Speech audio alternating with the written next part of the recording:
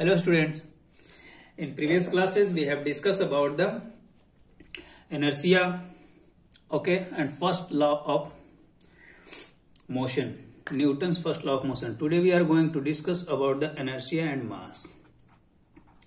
Inertia and mass, तो ठीक है।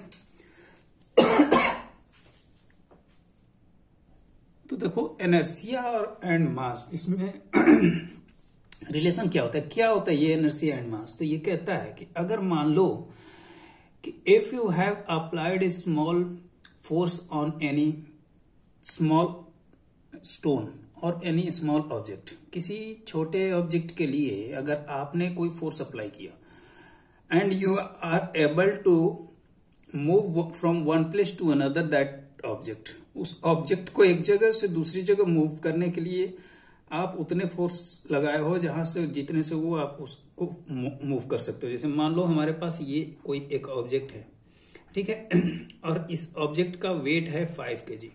कितना है? 5 kg। और एक बड़ा सा ऑब्जेक्ट है और इसका वेट है हमारे पास 15 kg, ठीक है। अगर इस 5 kg पर आप फोर्स लगा रहे हो F1, ठीक है, और सेम फोर्स आप अप्लाई कर रहे हो इस पर F1, फोर्स आपका सेम है लेकिन मास डिफर है।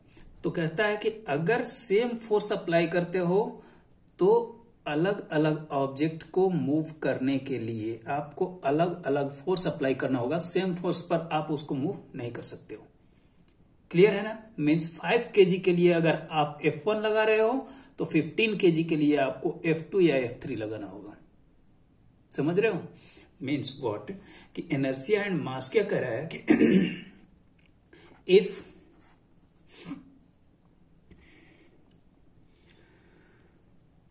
a force applied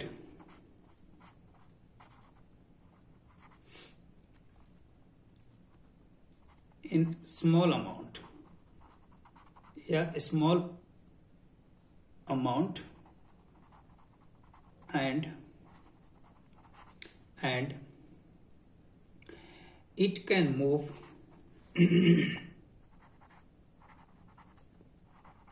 it can move any object from rest। अगर किसी स्मॉल अमाउंट के फोर्स को आप कोई फोर्स अप्लाई कर रहे हो, कितना है? स्मॉल अमाउंट में कम फोर्स अप्लाई करके, और किसी ऑब्जेक्ट को आप एक जगह से दूसरी जगह मूव कर सकते हो, देन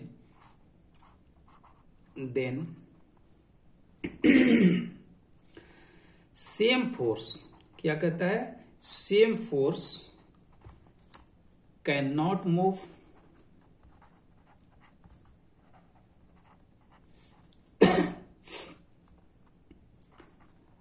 a big object, या फिर आप इसको कह सकते हो object with large mass.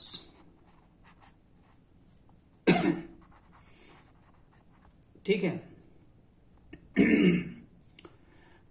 The same force can not move a big object और object with large mass from its rest position.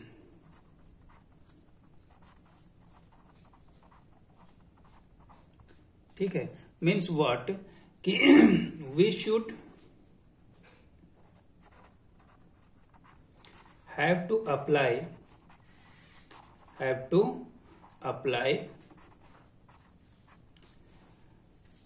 differ force for large object।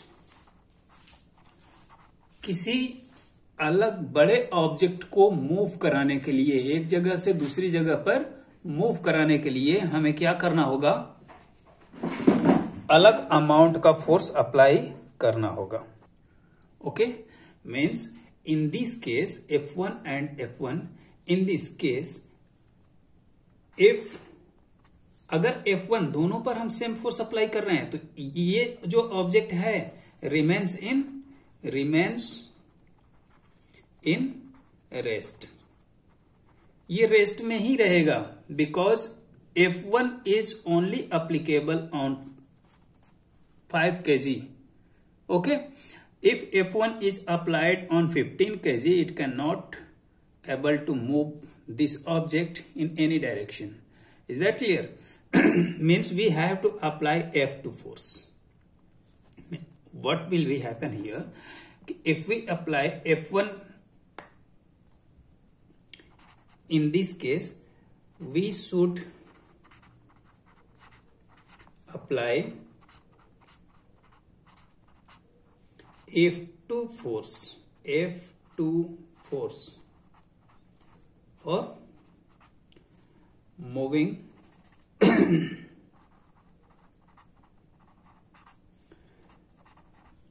the large object. Means F2 should be greater than F1 if F1 is applied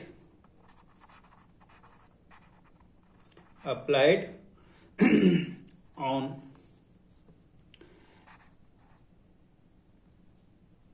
small object and F2 is applied on what? Large object.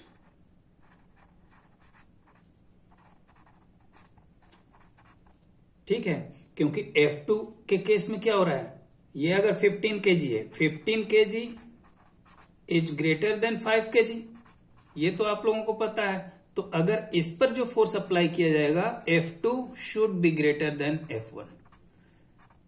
और यहां F2 क्या है, is the force applied to move the object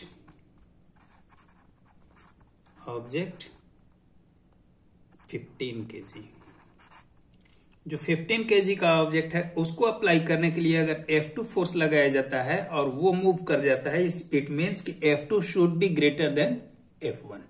ये है inertia and mass. Clear है ना? तो यहां से हमें एक चीज और ध्यान में आती है और वो आप पॉइंट बनाकर लिख लेंगे. क्या लिखेंगे कि inertia is directly proportional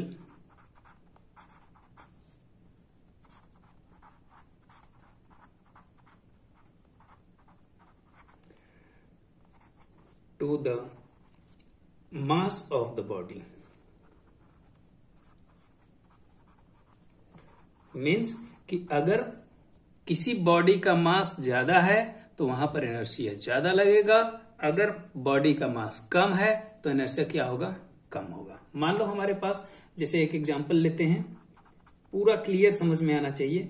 if we have 3 box, मान लो हमारे पास 3 बॉक्स हैं और इन तीनों का साइज सेम है. क्या है, साइज सेम है. अब बड़ा छोटा हो गया होगा तो आप लोग एडजस्ट करना, ठीक है.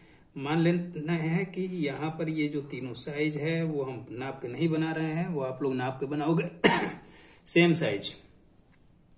ये box A, B and C. A is empty, ये एम्प्टी है. इसमें कॉटन भरा हुआ है. क्या है, cotton.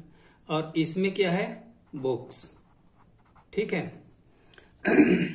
And all 3 A, B, C are of same size. अब पूछता है, क्वेश्चन ये है कि भाई बताओ इस केस में इनर्शिया के बारे में आप क्या कह सकते हो. इन तीनों बुक्स में इनर्शिया किसकी ज्यादा होगी. तो यहां आप जानते हो कि इनर्शिया क्या होता है. Inertia is directly proportional to mass of the object. अब यहां देखते हो कि ये एम्प्टी है, तो इसका मास क्या है, कम, मीन्स इसका मास इससे ज्यादा है और इसका मास इससे ज्यादा है ना। तो बताओ इस केस में जो मास का अमाउंट हम लिखेंगे, तो इस केस में हम क्या लिखेंगे, inertia of C is greater than inertia of B is greater than inertia of, yes, inertia of A. क्यों? Because mass of C, because mass of C is greater than B is greater than A.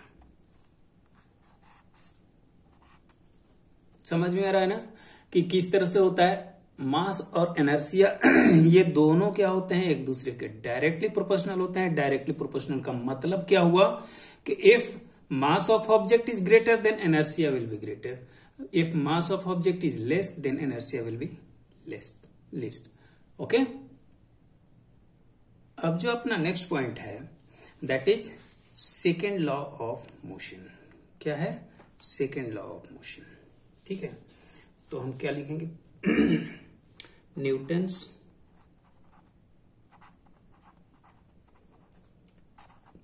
Second law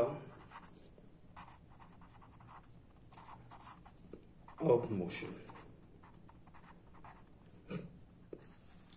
And before going on second law of motion, we have to know about the momentum. What? Momentum. तो question ये है कि momentum actual में होता क्या है, समझो आप इस बात को। Momentum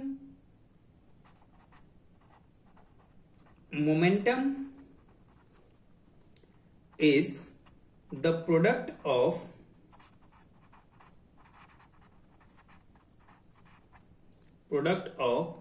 mass and velocity. ठीक है, मोमेंटम क्या होता है, मास और वेलोसिटी का प्रोडक्ट होता है। प्रोडक्ट का मतलब क्या हुआ, multiply of mass and velocity. Momentum is indicated by, it is indicated by, किससे इंडिकेट करते हैं, P से। ठीक है, means P is equal to क्या हो जाएगा, M into V। If M equal to mass and V equal to velocity, ये कहता है मोमेंटम। P इक्वल टू क्या होता है, M इंटू V, या आप लिखते हो P is equal to M V। ये P क्या है, मोमेंटम। M क्या है, मास, और V क्या है, वेलोसिटी। क्लियर है ना।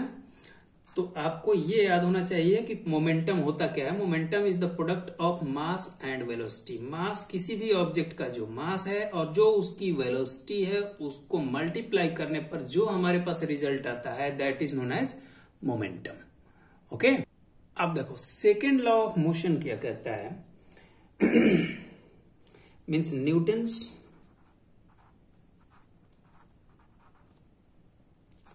Second law.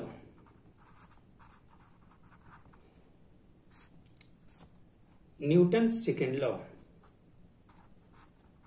क्या कहता है, न्यूटन सेकेंड लॉ बताता है कि the rate of change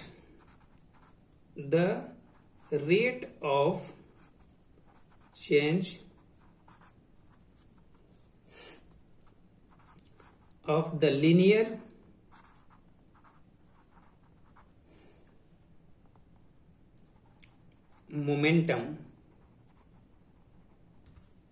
momentum याद रखिएगा। मोमेंटम का मतलब क्या हुआ, P, जो अभी आप लोग पढ़े हो, linear momentum of a body is directly proportional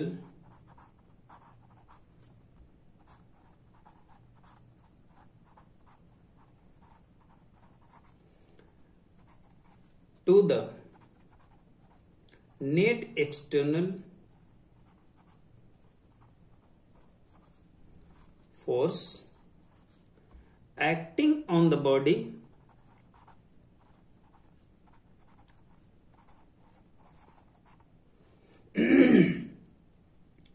and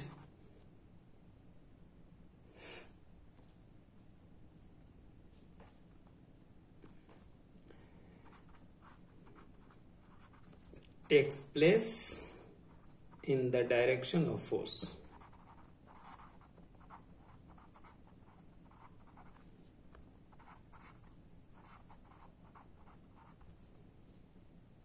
ठीक है।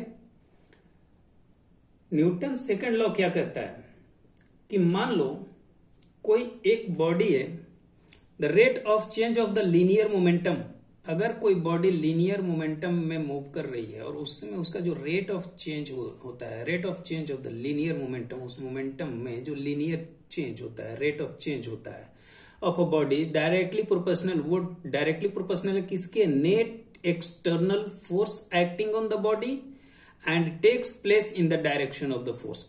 किस डायरेक्शन में वो मूव हुआ है, उस फोर्स के डायरेक्शन में जितना वो मूव हुआ है, जितना वो मूव हुआ है और उस पर जितना नेट एक्सटर्नल फोर्स लगा है उसके क्या होगा? डायरेक्टली प्रोपोर्शनल होगा। समझ रहे हो? मतलब क्या हुआ कि यहां से हमें एक फॉर्मूला मिलता है, that is F is equal to M A. Derivation लिखते हैं।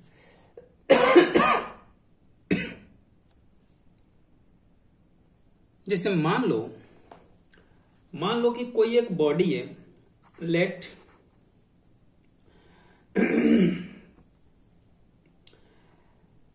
मास of a body is equal to M, means किसी बॉडी का मास कितना है? एम, और इसकी जो इनिशियल वेलोसिटी है, इनिशियल वेलोसिटी वो क्या है? u। फिर मान लो कि इस पर a force act is equal to f। इस पर फोर्स कितना लग रहा है? किसी बॉडी का मास क्या है? m है। Let mass of a body is m, initial velocity u and a force act on it is equal to कितना हो गया? f। ठीक है। And time taken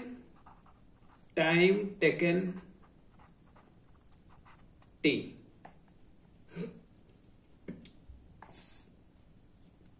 T time में ये जो बॉडी है वो कितना मूव कर रही है? मीन्स फाइनल वेलोसिटी इसका कितने हो जा रही है?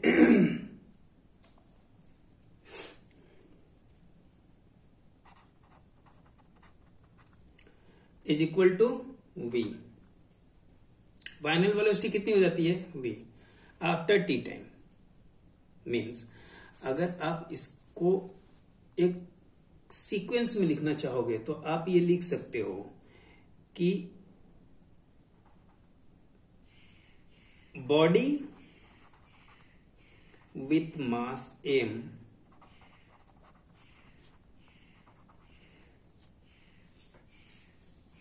And initial velocity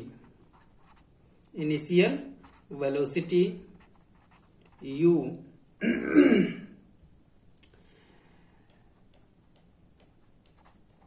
let a body with mass m and initial velocity u, a force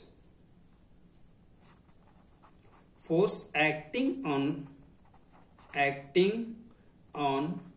this body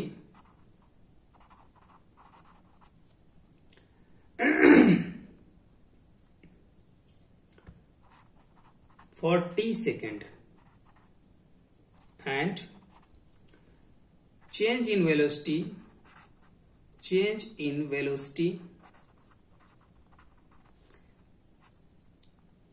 is u is v। कितना हो जाता है v। चेंज इन वेलोसिटी क्या हो जाता है, u था पहले, अब कितना हो जाता है v। मीन्स इसमें हमारे पास क्या क्या है, मास कितना दिया हुआ है m, इनिशियल वेलोसिटी क्या दिया हुआ है u, टाइम कितना दिया हुआ है t second, and final velocity कितनी दी हुई है v, यह v। ठीक है, तो इस केस में अगर हम बात करें मोमेंटम की, तो इनिशियल मोमेंटम कितना हो जाएगा, इनिशियल मोमेंटम कितना हो जाएगा, मास इनटू इनिशियल वेलोसिटी। यही तो कहता है ना momentum equal to P equal to mv, और v क्या है वेलोसिटी। यहां पर इनिशियल मोमेंटम निकाल रहे हैं तो इनिशियल वेलोसिटी रखेंगे u, क्या हो जाएगा mu, होगा ना। अब अगर बात करें फाइनल मोमेंटम, मास तो सेम है लेकिन फाइनल वेलोसिटी क्या हो जाता है v, तो फाइनल वेलोसिटी v means m into V equal to क्या हो जाएगा mv। क्लियर है ना। तो बताओ फाइनल मोमेंटम mv है, इनिशियल मोमेंटम mu है, तो चेंज इन मोमेंटम कितना होगा, change in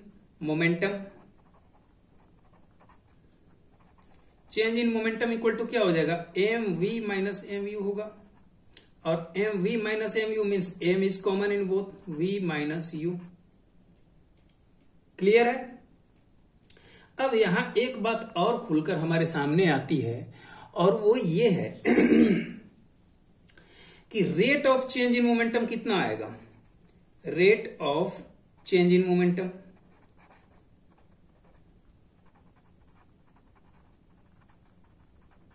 rate of change in momentum कितना आएगा। जहां हम बात करते हैं रेट की, वी कंपेयर विथ टाइम। ठीक है, मीन्स चेंज इन मोमेंटम,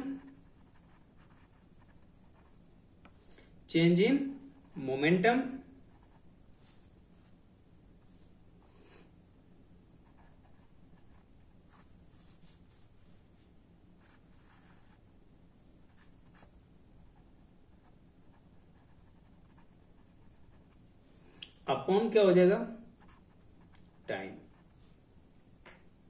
ठीक है, अब देखो change in momentum upon time means change in momentum क्या होगा v minus U upon T. अब आप कहोगे कि सर यहां तो mv माइनस यू आया है चेंज इन मोमेंटम। तो बेटा देखो यहां पर हमने निकाला है change in momentum m into V minus U. ठीक है, अब चेंज इन मोमेंटम कितना हुआ v माइनस यू, m तो कॉमन है दोनों में। ठीक है, तो m दोनों में कॉमन है, तो यहां भी मैं लिख सकता हूं m into V minus U upon T, लिख सकता हूं ना। चेंज इन मोमेंटम अपना कितना आया है m into V minus U, यहां आया है m into V minus U upon T. क्यों क्योंकि हम यहां पर निकाल रहे हैं रेट निकालेंगे तो t के रेस्पेक्ट में आएगा। इतना समझ में आ रहा है। ओके, अब देखो इसमें क्या आया कि rate of change in momentum equal to, इसको हम यहां लिख लेते हैं तो क्लियर रहेगा, rate of change in momentum equal to कितना आया है m into V minus U upon T. ये है ना,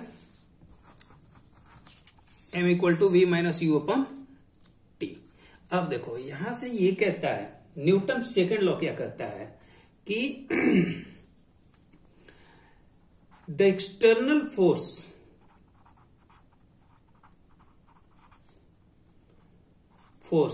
मीन्स जो फोर्स बाहर से अप्लाई किया गया है उस ऑब्जेक्ट पर, तो the external force F is directly proportional, F is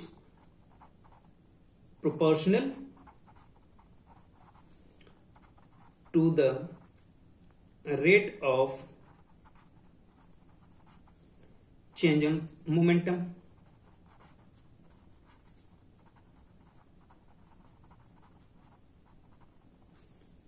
ये किसके अकॉर्डिंग हुआ, अकॉर्डिंग टू अकॉर्डिंग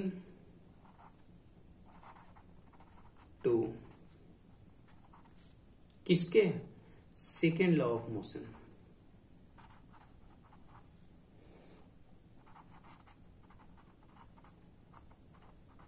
न्यूटन के सेकेंड लॉ ऑफ मोशन के अकॉर्डिंग क्या हुआ कि the external force F is directly proportional. Directly अगर नहीं लिखा रहता है, डायरेक्ट प्रोपोर्शनल लिखा रहता है, proportional TIONAL, proportional to the rate of change of the momentum. Rate of change of the momentum कितना है? m into V minus U upon T, means F is directly proportional to m into V minus U upon T. ये किसके according हो गया? Newton second law.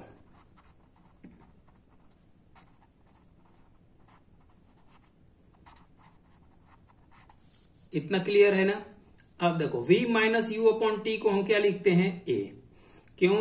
F is directly proportional to, क्या मैं इसको ma लिख सकता हूं? क्यों? क्योंकि होता है v is equal to U plus A T. तो v equal to U plus A T होता है, ये आप लोग पहले पढ़ चुके हो। v equal to U plus A T, तो v minus U equal to A T, तो a इक्वल टू क्या हो जाएगा? v minus U upon T होगा ना? तो यहां से हमने रख दिया v minus U upon T की जगह पर हमने क्या रख दिया? a। Acceleration means f is directly proportional to ma। और ये डायरेक्टली प्रोपोर्शनल का सिंबल है, मल्टीप्लाई मत समझ लेना, ठीक है? क्या है ये? डायरेक्टली प्रोपोर्शनल का सिंबल है। ओके, अब अगर सिंबल को हटाते हैं, प्रोपोर्शनल का सिंबल हटता है, तो एक क्या आता है? Constant f equal to k into M A. k into M A, इसका मतलब क्या हुआ? k is constant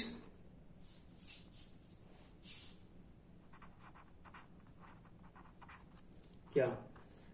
called constant of, अरे इसको प्रोपोर्शनल कांस्टेंट लिख लो, प्रोपोर्शनल कांस्टेंट। क्या कहते हैं इसको? Proportional constant. किसको? k को। तो ये एक हमारे पास जो मिलकर आता है F is equal to K M A, या फिर आप इसी को कहते हो F equal to M A, ठीक है? तो ये जो हमारे पास एक फॉर्मूला मिला, ये किससे डिराइव्ड होता है?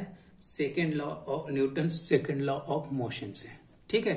तो जब भी हम बात करेंगे न्यूटन सेकेंड लॉ की, तो आप सीधा सीधा लिखोगे कि it derives, means Newton second law, Newton second law is equal to is F is equal to M A. इतना आप लोगों को याद होना चाहिए कि न्यूटन सेकेंड लॉ क्या बताता है? F equal to M A. और कैसे डिराइव करते हैं इसको आप लोग ध्यान से देख लिए हो। सबसे पहले आपको क्या करना होगा? मान लो कोई एक बॉडी है जिसका मास m है, इनिशियल वेलोसिटी u से मूव कर रही है। जब उस पर हम फोर्स अप्लाई करते हैं F, कितने समय? t सेकेंड तक, तो वो उसकी वेलोसिटी कितनी हो जा रही है? v, ठीक है? मीन्स इनिशियल वेलोसिटी कितनी है? u, फाइनल वेलोसिटी क्या हो गई? v। कब? After applying the force for t second. Okay, तो इनिशियल मोमेंटम क्या होगा? Momentum, initial momentum means p1, final momentum means p2। p1 equal to क्या हो जाएगा? m into U equal to M U. p2 क्या हो जाएगा? m into V, M V. अब change in momentum means, change in momentum को हम क्या लिख सकते हैं? p2 minus p1 by final और माइनस इनिशियल होता है। फाइनल वेलोसिटी एम बी है और इनिशियल वेलोसिटी एम यू। यहां से आपको मिल जाता है m under bracket v minus U. अब अगर हम rate of change in momentum निकालते हैं, तो change in momentum upon time, rate निकल जाएगा। तो m into V minus U upon T, v minus U upon T we can write as a। v minus U को हम क्या लिख सकते हैं? v minus U upon T को मैं क्या लिख सकता हूं? a। क्यों? क्योंकि v equal to U plus A T, यहां से आप निकालोगे तो a equal to V minus U upon T. तो on the place of v minus U upon T we can write a, means f is directly proportional to the ma. F is directly proportional to ma. If we remove the proportional symbol, we take k, and k is called constant. K is a constant which is called proportional constant. Okay, means f is equal to ma. It derived by second law of motion, that is called Newton's second law of motion. Clear है ना? ये तो हुई अपनी बात अपनी यहां की। अब यहां एक क्वेश्चन आता है कि F इक्वल टू ए में हम कैसे डिसाइड कर लिए भाई, K कहां चला गया? क्वेश्चन है ना? तो यहां आप हमेशा याद रखो कि K की वैल्यू हम कितना मान करके चलते हैं? 1। कितना मानकर चलते हैं? 1। अगर ये k की वैल्यू अलग अलग होगी तो अलग अलग केस में अलग अलग वैल्यूज भी मिलेंगी। ठीक है? जब भी आप k की वैल्यू लिखोगे तो कितना कंसीडर करोगे? 1। और ऐसा क्यों करोगे? क्योंकि इस 1 को हम कहते हैं यूनिट फोर्स। ठीक है? जब हम यूनिट फोर्स एक अप्लाई करते हैं तो k की वैल्यू कितना कंसीडर किया जाता है? 1। ऐसा क्यों होता है? क्योंकि m इक्वल टू हम मानकर कंसीडर करके चलते हैं 1 kg, एक्सेलरेशन 1 मीटर पर second square, force applied 1 Newton. Okay, और कहेंगे कि अगर यूनिट फोर्स क्या होता है तो याद रखना कि unit force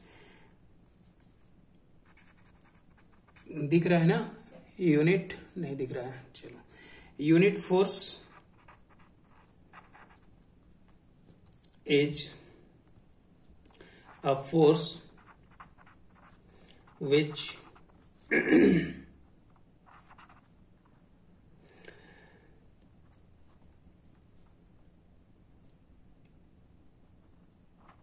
acts to accelerate